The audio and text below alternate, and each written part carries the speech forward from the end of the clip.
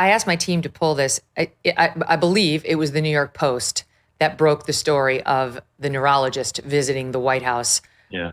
Almost double digits leading into the summer. This came out this time last year, just a little bit more than 12 months ago, when Biden was hanging by a thread after that debate. And all the press corps suddenly got really interested in his mental well-being. The Post had been interested prior to, but they broke the story on July 6th, so almost exactly a year, about the fact that Biden's physician, Kevin O'Connor, met with a Parkinson's disease specialist in the White House. And then the New York Times followed thereafter. And the report was that an expert on Parkinson's disease from Walter Reed National Military Medical Center visited the White House 8 times in 8 months from the summer of 23 through spring of 24, including at least once for a meeting with President Biden's physician, Dr. Kevin O'Connor. The expert who came, Dr. Kevin Kennard, is a neurologist who specializes in movement disorders and recently published a paper on Parkinson's.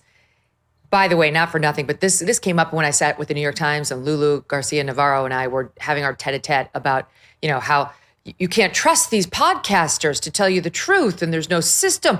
And I was like, oh, but we can trust the New York Times. And I said, they cut this out, but I said, where was Peter Baker and the report that a neurologist had visited the White House 8 times or 10 times over the course of the prior year? Finally, he got his name on it after the New York Post broke it 1 year ago today, but nowhere. He had no interest. He wasn't checking the logs. He didn't care about Biden's mental acuity. He had another press failure. Your thoughts, Mark? Yeah. So I say again, if the president was not being seen by a Parkinson's expert, O'Connor should be stripped of his medical license. Of course, he should have been seen by a Parkinson's expert. And of course, he should have been having regular brain scans to see what was going on.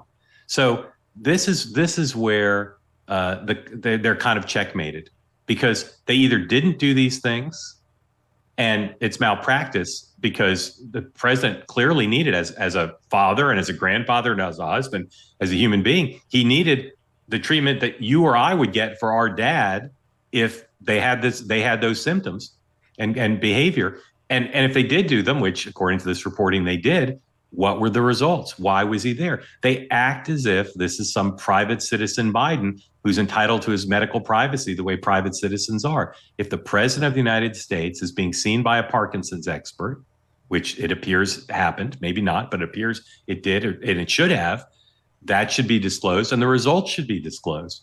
If the president is exhibiting the symptoms that this president did, nearly every Parkinson's doctor you've talked to and I've talked to has said, not my patient, but I have a C-SPAN subscription. I've seen how he's behaving. He needed a full battery of tests, and that should be disclosed. It fundamentally, it makes a mockery of the annual release of the note from the president's doctor if the thing is filled with lies and incomplete descriptions about how he was being treated and what conditions he has. Mm-hmm. It's. By the way, let's slap a subpoena on this Dr. Kevin Kennard. He's up next. Interesting last name. We'll slap a subpoena on him, and let's see if he's as loyal to the president, or whether he's willing to come forward and give testimony to James Comer, understanding maybe he'll say I did nothing wrong. I don't have to assert any privilege whatsoever. Let me tell you everything that happened. I've been waiting for you to call, but I'm sure Comer's in the process of doing that. But you're absolutely right. It's not like they're randomly choosing Megyn Kelly and saying, I want all the results from your latest GYN exam, right? Like that's what? Okay, if you're a president and then you show obvious cognitive decline, that it was on a presidential debate stage, forget all the evidence we had leading into that moment, for all the world to see, we are entitled to go back and ask whether you were okay, what decisions you made, and what your mental capacity was at the time that you were making them. We're still living with the consequences of a lot of those decisions. So this is a game, you're right, they're not going to win. Comer's going to play the long game. I'm sure he's going to get these objections overruled bit by bit. And we will know what happened to Joe Biden. And it's not even, we're focusing on the mental acuity, but there's the matter of the prostate cancer. It appears that the sitting president of the United States had advanced cancer while he was running for re-election, trying to say he'd have another 4 years. And for all we know, at that point, maybe it had already metastasized to his bones. Who knows what the prognosis was? Somebody does know, just you and I aren't among them. Yeah, and the excuse that was made when this became an issue a few weeks ago was men his age typically don't get the tests because sometimes they're false positives, and it brings up questions of treatment and anxiety.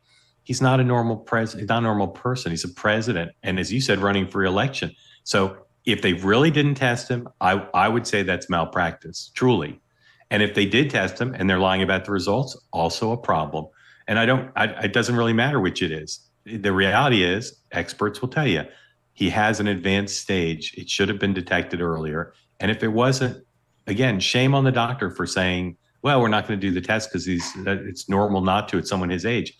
He's the president. He's running for re-election.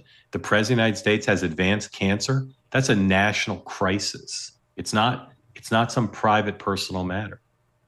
And it's not the same as Trump with his flippant, he's the greatest, most in shape president of all time, Dr. Memos, which are kind of a laugh. But he does take a cognitive test. And if Trump showed repeated obvious signs of cognitive decline, or it came out that he had advanced cancer, there would be an inquiry by Democrats, too, on what actually went on in those meetings, what tests were conducted. Now we want actual results. And you can bet his doctor, too, would get a subpoena that they'd have to respond to. Yeah, I don't love Donald Trump's history of medical disclosure, including those buffoonish over-the-top letters. Although I will say that last disclosure from the White House was much fuller than what Joe Biden had put out in terms of stats and data. It should be more complete. This is a problem. I've seen it my whole career. There's been one reporter in my career, Dr. Lawrence K. Altman of the New York Times, who's really dug into this with candidates and presidents and tried to hold them accountable. And it's a big problem, which I've long said, on days when the doctor's going to brief or the press secretary is going to brief, every White House because they're all political reporters, should be subbed out, and the health reporters should go. Because political reporters shouldn't be asking the White House press secretary or the White House doctor medical questions. They don't have the expertise to do it. And so the Biden thing is the extreme case, but there hasn't been a single president or presidential candidate in my career who has sufficiently safeguarded the public interest by having much more disclosure than they do. And that's up to the news organizations to safeguard the public in the spirit of Dr. Altman of the New York Times, to really understand the questions to be asked and to ask them repeatedly and to demand answers, because there's literally nothing more important to understand whether the person's up to doing the job. Yeah. And look, Jill Biden is going to get a subpoena. Joe Biden could get one. We'll see. But those around Joe Biden on that inner circle, Donilon and the others who were running cover for him, are all getting subpoenaed. Since President Trump was sworn in, his administration has made enormous progress at a breakneck pace. But don't forget, while they're moving mountains for the good of the nation, you've got your own personal savings to worry about. And one of the best ways to look after your savings is through diversification, particularly with gold, like from Birch Gold Group. In the past 12 months, the value of gold has increased by 40%. OMG. Central banks continue to bolster demand for gold by buying in record quantities. Global instability and tension is high, and Birch Gold makes owning physical gold extremely easy. Easily convert an existing IRA or 401k into a tax-sheltered IRA in physical gold, or buy some to store in your home safe. Just text MK to the number 989898 and Birch Gold will send you a free info kit on gold. There's no obligation, just useful information. With an A+ rating from the Better Business Bureau and tens of thousands of happy customers, take control of your savings today. Text MK to the number 989898.